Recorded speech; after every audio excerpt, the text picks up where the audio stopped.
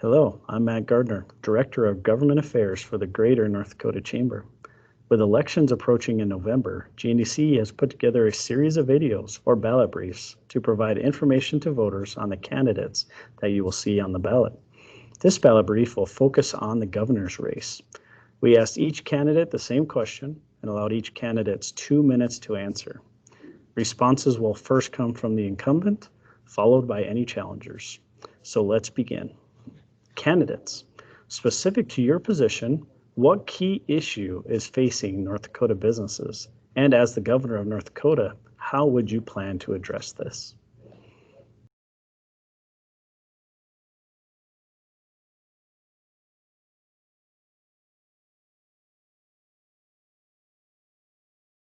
One of the biggest challenges facing any business anytime is how to grow profitably. And a lot of factors play into that. And of course, that's finding markets, having access to markets, being better than your competitors, what's important to the customers.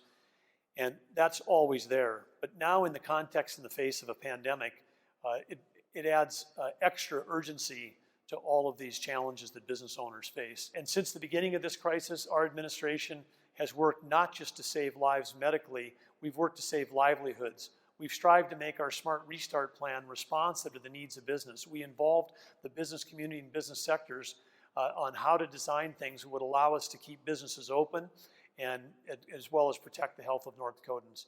And by calling on individual responsibility, which is the key way to stop a pandemic, we've been able to keep our economy more open than almost any other state. In fact, we were named one of the top 10 job markets to weather the pandemic. And that shows up in our unemployment at 5%. We are one of the lowest states, again, in terms of unemployment. Our state is well positioned to return to our previous levels of fiscal and economic success. And we know this hasn't been easy for anyone, and we know that many businesses are still struggling. And that's why our Department of Commerce has worked so hard to create economic resiliency grants for private companies operating in North Dakota.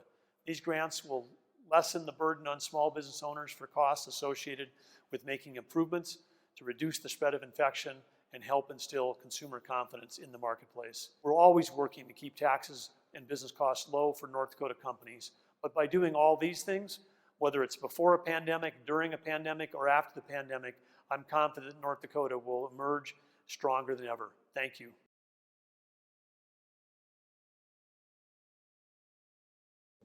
As a business owner in Western North Dakota and a chamber member myself, I share the lived experience of many of our state's small businesses. One of my goals as a small business person is to make sure that we are working in collaboration with the government and that together we are investing in the right things and listening to the business community to figure out what we need to evolve our energy and ag sectors and to diversify our economy. I want to be sure that we support businesses because they play key roles in helping our communities and supporting our industries. COVID exposed fragility in our state system. That's a reason why I have a cornerstone of my campaign is homegrown prosperity. An idea of that is $50 million investment into a meat processing facility that will bring direct dollars to our ranchers. It will bring food security, it brings in higher ed, and it's value added for North Dakota branded beef.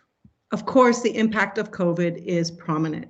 And as such, I have released the Lenz VIG COVID Crisis Management Plan, which makes it clear that we need decisive leadership. Nothing to this can be political, and we need a leader who will put our economy, our way of life, and our health at the forefront. It is a unity of response with clear lines of communication, transparent guidelines, and will equip local businesses with the information, the resources, and the tools they need for success as we travel through this together.